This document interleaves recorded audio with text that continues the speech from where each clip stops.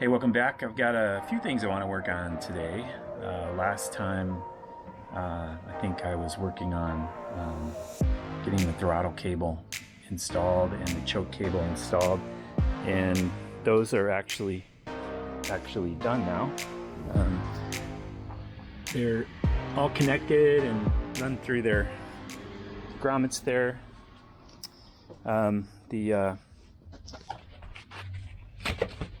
It hits the stops on both ends without any trouble, and it's actually works out kind of nice because it's basically full throw, pretty close to full throw both directions here.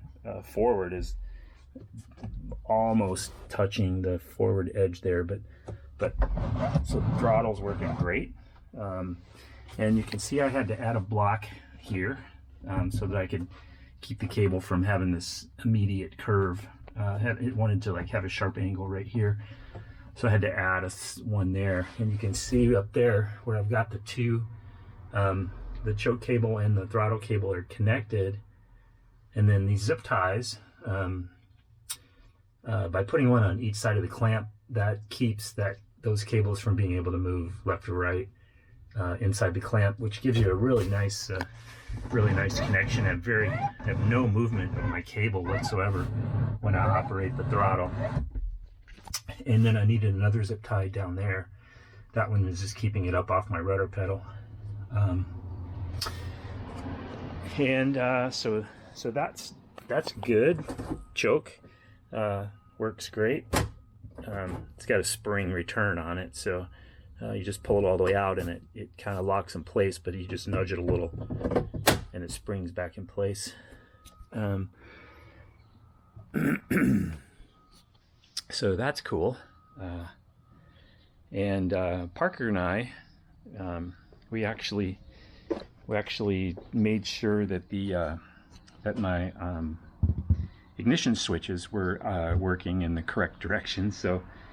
And to do that, we just pulled the plug wires off and just left the spark plug in one of the plugs over here, grounded it to the cylinder, and you can see I've installed the prop, obviously, and which looks great. And I should say I actually installed it twice because I had to get it positioned where the magneto is going to click over when I'm back here in this, because you start it from back here, and so I needed it to be where when I grab it here I get that magneto click right there, so just like that. So I'll be pulling it over this way and I'll get that click, and that's what'll fire. So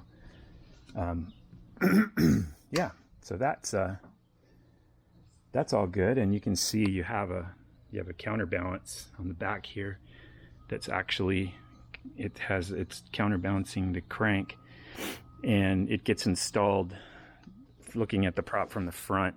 It's on the left hand side, 90 degrees to top dead center. So this is top dead center right here, and that's 26 degrees right there. So this gets me right where I need to be on the click. It's gonna fire right there as I'm pulling it through. So good news there. And the only other thing I did is I started to run the fuel tubing here, and I'm not going to clamp that yet because I've got to do a fuel flow test when I get the wings on. So we'll be holding off on that. I did go ahead and put the gaskets in for these. I haven't tightened them up yet. That's still on my list to do. I think I mentioned I installed the oil lines before, so that was all taken care of. But we tested both ignitions, and the my switch is correct. I got it wired correctly, so when the switch is in the up position, it fires. When it's in the down position, it doesn't, which means it's being grounded. And on the secondary ignition, we did the same thing. We had all the plugs out. We had all the plugs out, except for we just used one plug. It was this one here, just to test and make sure that that was firing as well, and that switch was working correctly, so that's good news. You can see on my panel I have a warning, engine must be started on ignition 1 only. You can do some damage if you try and start this thing on with the secondary ignition. So I'm not sure I completely understand the reason behind that. Maybe some of you might know and can explain that, but it has to be started on the magneto, and then you can turn on the secondary ignition once the engine's running. So yeah, I mean, my fuel flow test, when I do run it, my issue is, if there's an issue, we don't know whether or not there's an issue, but my carburetor is about here, and as you know, my low point where my gascolator is and my fuel shutoff here, my low point is here, so everything comes downhill from the fuel tanks down to here. This is the block I have for mounting a bracket to when I run the fuel hose down to here. So this is going to go, basically runs downhill but then back uphill. But the important thing is how much head pressure are my tanks giving me in this position. And if I had my level here, I can show you that where the fuel outlet is, this is in line with the fuel outlet on the tank, is almost, I mean, if anything, it's like, maybe it drops a 1/4 of an inch when the plane's sitting on its gear. We'll see how much fuel flows. Obviously, the rule is you got to get 2 times your consumption, so I've got to get 3 gallons an hour, because my fuel burns about 1.5 gallons an hour. So, and yeah, so we'll see. There's a chance. I hope it's not the case, but there's a chance. Obviously, it's going to be a different fuel flow when I have the plane in, when it's level, when I lift the tail and then do the fuel flow test. In that condition, we definitely have tank above the fuel system completely. We'll know kind of what our fuel flow is there and what it is sitting in its 3-point here, as if you're on the ground or in landing configuration. So but there's a chance I may have to run a pump for takeoff and landing. A lot of airplanes are like that. The Beechcraft Skipper, I think I flew a lot. The Skipper was that way. I had to use a fuel pump for takeoff and landing. But then there's also a chance I may have to run the fuel pump continuously. So we'll see. We'll see what how that turns out. So today, what I'm going to work on is before I wanted to work on the fuel tank area. And I've got some kind of like foam rubber material that I purchased at Home Depot here. And this goes on this forward lip right here, because the tank basically sits against that. And it also goes on this cross member right here. And because the tank sits against that, and then I have to figure out my strap down for how my fuel tank is going to be strapped down. I have some foam over there that's going to go on the bottom surface, because you don't want to set an aluminum tank right on wood. You need something insulating it between the two. Otherwise the wood with vibration will actually wear through the tank eventually. I don't know how long that takes, but probably quite a while. So we've got that. It'd be nice to kind of get that figured out before I paint this. Okay, so I thought, why not use the tank to illustrate? So when the tank's in here, position like that, basically end up with a wooden cross member right here that gets screwed in from the top, and I'll probably put some I'll figure out how I want to do that, but it'll go there, and then there'll be another one right back here, or it could be here, somewhere in this location back here. Either way, you just have just a couple cross members, that's just to hold it down in this direction, because we got those stops front and back to keep it from going, traveling in that direction. So, and I've got to I need a little bit of down pressure, not a lot, but I just need to, the wood on the welds will get this down to make up the room for the foam that I have over there on the bottom. This is just kind of, the aluminum is kind of billowing, so that will work out great. And now that I see my outlet kind of comes out at an angle like this, and now that I look at it, I'm actually thinking that this will be I should put an inspection ring right here underneath the airplane. So if there's ever an issue, I can easily get to that, or I can get to it easily when I need to change fuel hoses. So I think I'm going to add an inspection ring right in that location. So that will be helpful. Okay, and you can kind of see how it sits down. It sits down in there, and then you get a little bit of pressure on it.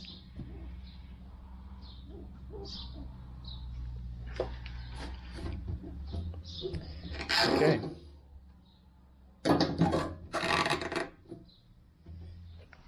All right, so I want to work on that, because I need to get that sort of dealt with before I paint, and I want to get I've got my Lexan over there that's going to make up this cover, so I want to get that cover situated, and it basically gets number 8 by 3/8 screws. I picked some up at McMaster yesterday, and I think this is them here. I actually got 8 by half, and it's called a truss screw, and I liked them because they have sometimes you need both hands. They have a wider head on them, so these are just stainless screws. So those will work really well for those. They're basically in the corners and then 2 inches on center, or whatever works out as a good measurement to evenly space them. But you end up with one here, one there, one there, one there, and then every 2 inches along here for that cover. And we'll have to locate our locate the front and the back of our spout. We'll do that from we'll just measure this way and this way, so that we can figure out where that's going to be, and then we'll have to cut that hole in there, and I'll probably cut it just a little bit oversized so that I can put some rubber around it to keep any fuel from that I might spill from going down inside here. So yeah, I can imagine I'm going to be pretty careful putting fuel in this. But anyway, I look forward to the day that I'm going to put some fuel in here and do that fuel flow test and actually get this engine cranked up here. So, all right. The other thing I'm wanting to work on, just to give you an idea kind of where I'm headed here. Once I get this dealt with, then what I've decided to do is to go ahead and seal this wing up and then get it painted. I can totally paint the bottom, all 4 coats, and then I can do the on the top. What I have done all the way through is I put 3 coats of brown, and that acts as my primer for the green, plus, and then I paint the coats of green that I need, and then I come back and put another coat of brown, so that basically I end up with 4 coats of each color. So what I'm going to do is go ahead and paint the top brown until I can get it in the hanger where I can get the wing on, and I've got to match up my camo lines to the wings. So that's the plan, and then once I get the brown on the top and the greenish color on the bottom, then I can move on to the next wing. All right. Oh yeah, the next thing. Of course. So I got out what I needed, my turnbuckles for my rudder, and then these springs here are for the rudder pedals. And I got, let me show you. Obviously the cables are already in place.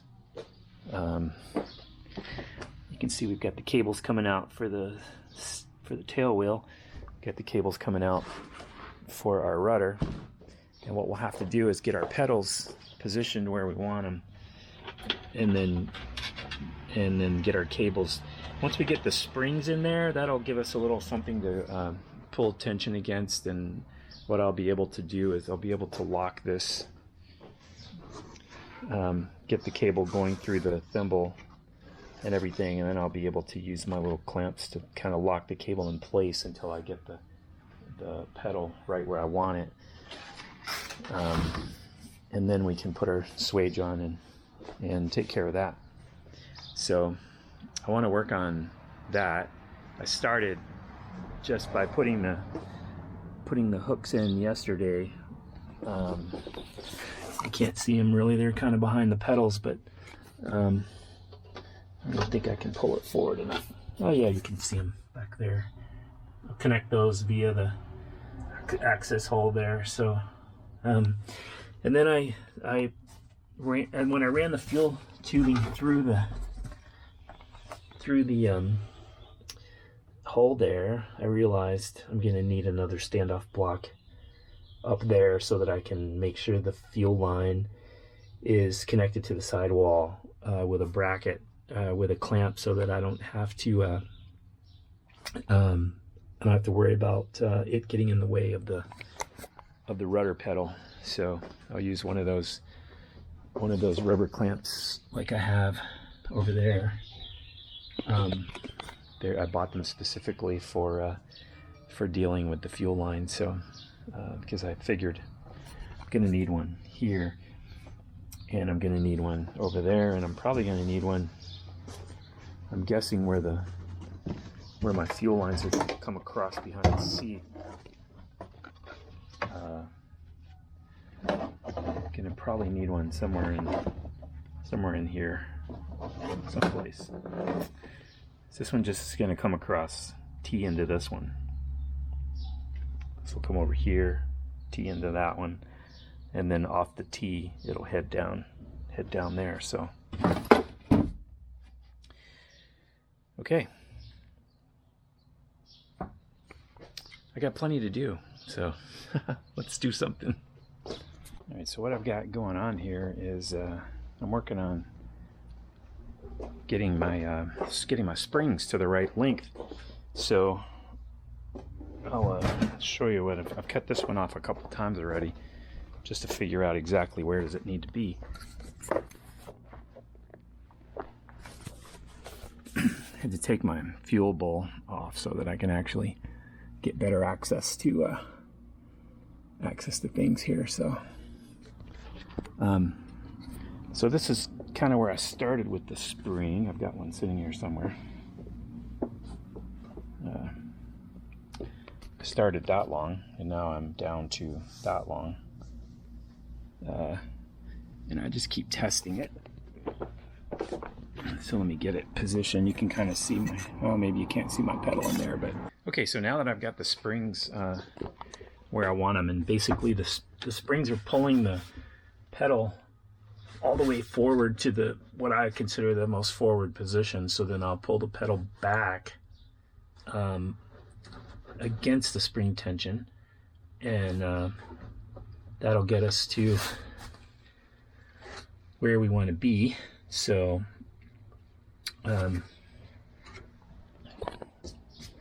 so I'm getting set up back here. I've got my turnbuckle in, and I've got my thimbles and my swages ready.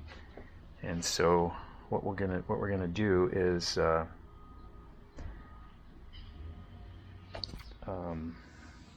we'll use these little cable clamps to kind of hold things while we get everything in position. We can adjust them. I'll get them both kind of where I think they need to be, and then I'll hop in the cockpit and make sure they feel equal to my feet, and then we'll go from there. So we'll center up the rudder when we're doing this and get that in position. So yeah, so let's give this a go here. All right, I am looking for a tripod so I can get this camera out of my hand so I can do some things. I needed to make sure I put some heat shrink tubing on the cable, because whenever we're all done and we cut this, we're gonna put some heat shrink over the cable end. So so we just get just like normal. Here F35.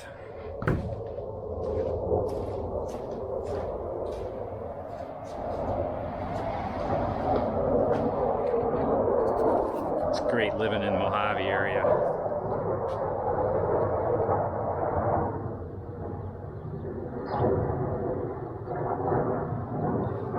Actually, a pair of them.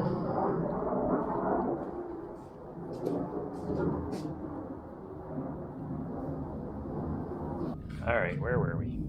All right, so we'll get the swage through here. So we just insert that. Then we go through our, already got my string tubing on there. I'm gonna go through here.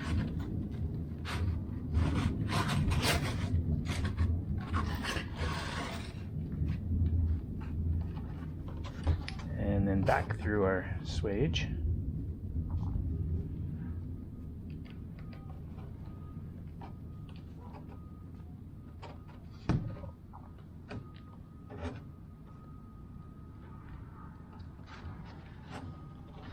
Coming unraveled just enough to give me a little trouble here.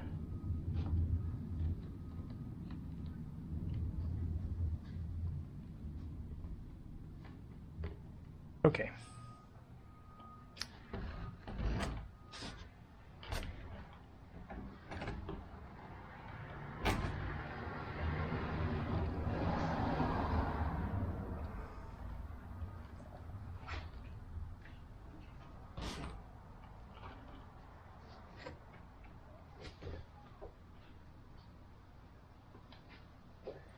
All right, so we know we're going to pull a little bit of tension. It's about, I'm pulling about 1.5 to 2 inches of tension. So you can understand what I'm doing is I just went here and I found my cable, and I went to where right there is where I start to have a little bit of tension.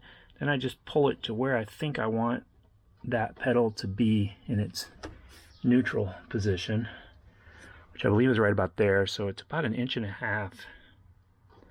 is how far I'm pulling it. So now what I'll do is I'll go back here. And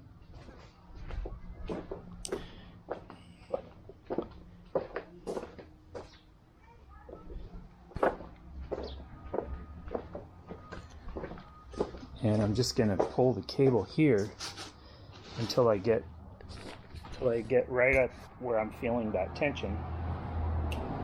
I'll just make a little mark, and then I know I'm gonna basically go another 1.5 inches from that. So we'll take our ruler here, and wherever our first mark was, which is right there, we're going to go about 1.5 inches from there, which is going to put us right there. And we're going to start at that point. So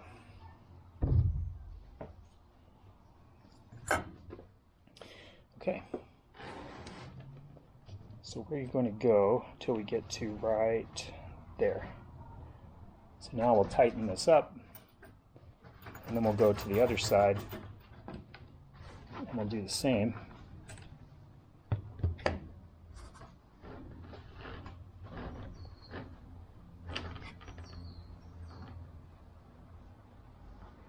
I think what I'm going to do,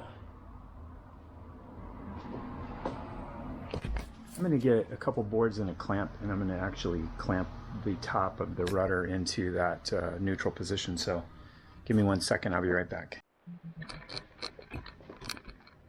All right, so now now I got that clamped.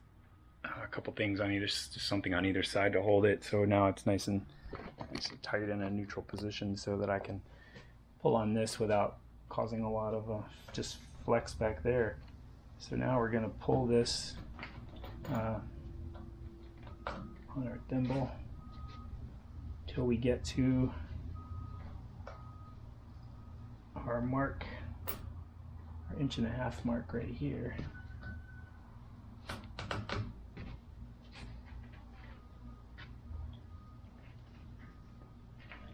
Which is right there.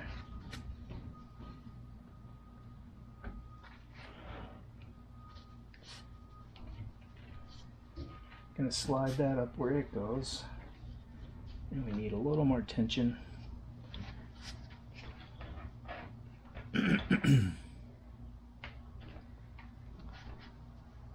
Okay, then that's where this comes into play here.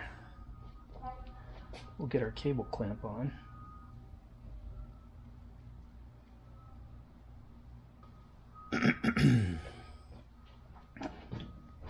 Now I can pull this a little bit, just a little bit more. So it should be right there.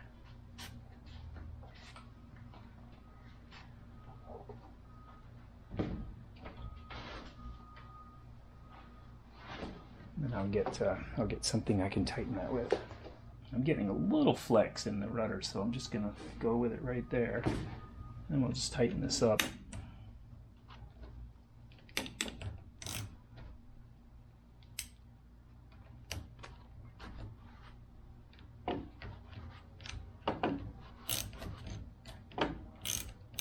Doesn't need to be overly tight, just a little bit snug, and that will hold it, keep it from slipping. Okay,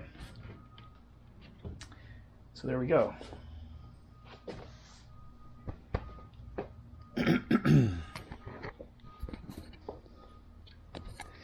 All right, so we're all set up on this side, and I can see the rudder pedal is where I want it, and the cable's got the required tension on it, which is good. Now I will I'll hop to the other side. I'll get the other one in so it's positioned the same as this one, and then we can hop in and test it out and just make sure that make sure we're happy with where my feet feel. I gotta go put on some shoes. I got sandals on. I won't be flying in sandals. So yeah, so let me get the other side set up just like that, and I'll be right back. All right, so I'm in with my my toes on the pedals, not my feet on the pedals. You don't learn to fly a tailwheel with your feet on the pedals. You fly with your toes on the pedals. So that's the arrangement I've got going under here. So and I've got my piece taken off, and so now we should be operating the rudder with those cables tied down there, and it looks like I have more than enough rudder control right there. So it's just a matter of, do my feet feel good, which they do, so I'm perfectly happy with where my feet are, and my pedals appear to be pretty even. So so now that we got that all set, real easy operation of the rudder. I got that much throw. I may just have Debbie come and measure it real quick just to see, just so I can record it for what we have. Then we can lock down those swages back there, and then we can actually, once we get the rudder centered where we believe it to be centered, then we can safety wire the barrels. Let me just have, I'll get my tool ready. I'll have Debbie take a measurement. We'll see where we're at. All right. Alright, so then I can just take it loose from the rudder there, and then I'll just take my squeezer and do my swages, and then we'll be all set. So all right, I'll go get that, and I'll get these squeezed, and then once that's done, we'll take these off, and then we can actually cut our cable and put our shrink tubing on. So all right, be right back. All right, so there we go. They're a nice clean installation. Everything looks really good there, and you know, the pedals are exactly how I want them, so that looks super good.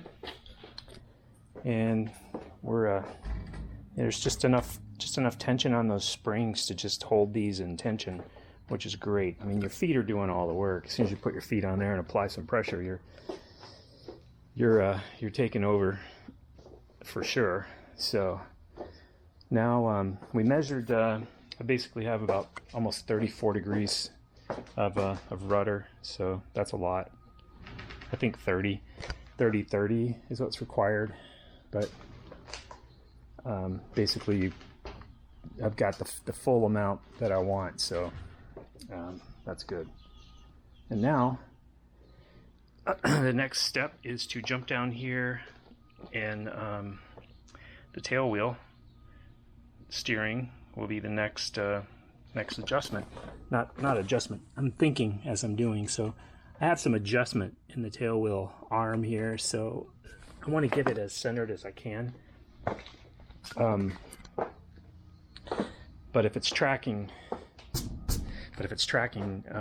when you're taxiing around and stuff differently, there is some adjustment in that arm to move the tail wheel.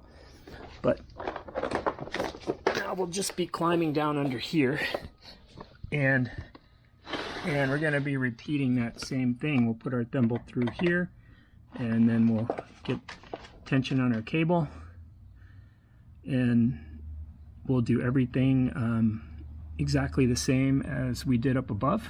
So that'll we'll just kind of get this where we believe the tail wheel is centered, and then I'll like make a little mark just like right here or something, so I can see when that arm is in that location.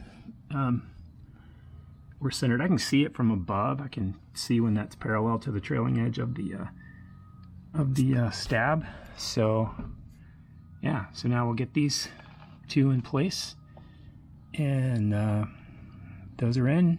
Then we're all good. We're steering the tail and the rudder.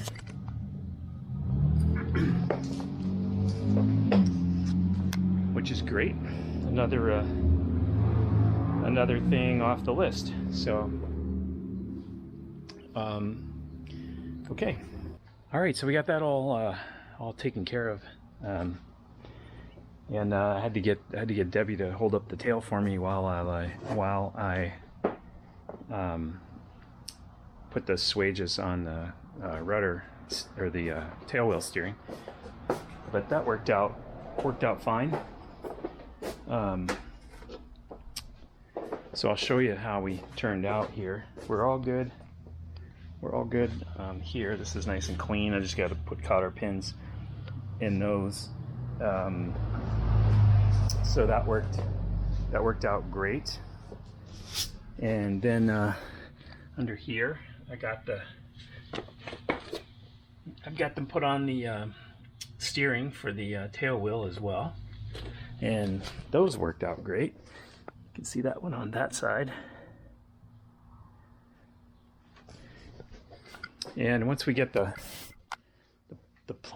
plane out and put together and get her kind of out in the open, where I can just get the rudder centered and everything, I'll be able to check out the tail wheel. And at the moment, when I believe the rudder is centered, it actually looks like maybe the tail wheel is just a touch right turn in it.